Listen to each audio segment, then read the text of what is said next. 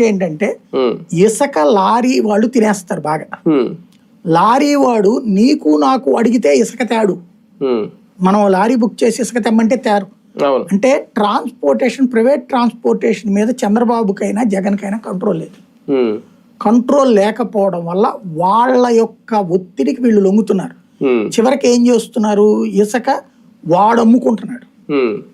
ఎలాగో వాడు అమ్ముకుని డబ్బులు సంపాదించుకుంటున్నాడు కదా, ఫ్రీగా ఎందుకు అడిగి ఇవ్వాలని జగన్ టైంలో ఆ 330 రూపాయలు ఎంతో టన్నుకు పెట్టి తీసుకుంటే, ఇప్పుడు వీళ్ళు ఏంటంటే ఫ్రీ అనేది ప్రభుత్వానికి డబ్బులు ఏం రాకుండా ఆ ఏరియాలో ఉన్నాడు 300 200 తీసుకుంటాడు.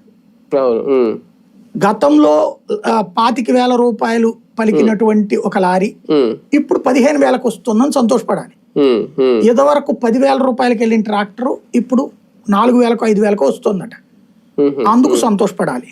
అంటే ఒక రకంగా ప్రభుత్వానికి వచ్చే ఆదాయం అయితే పోయింది. ఇప్పుడు జగన్ 10 పైసలు ఆదాయం రాదు, కార్యకర్త సంపాదించుకుంటాడు. ఇక్కడ 3 దశల్లో కార్యకర్త.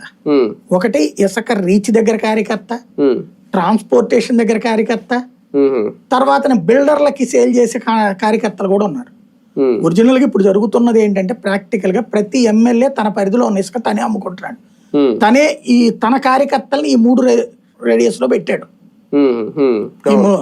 ఎమ్మెల్యే మనుషులే ముగ్గురు కూడా, సప్లై చేసేవాడు ఎమ్మెల్యే మనిషే, ఆ తవ్విచ్చేవాడు ఎమ్మెల్యే మనిషే, ఈ బిల్డర్లకు సప్లై చేసేవాడు ఎమ్మెల్యే మనిషే.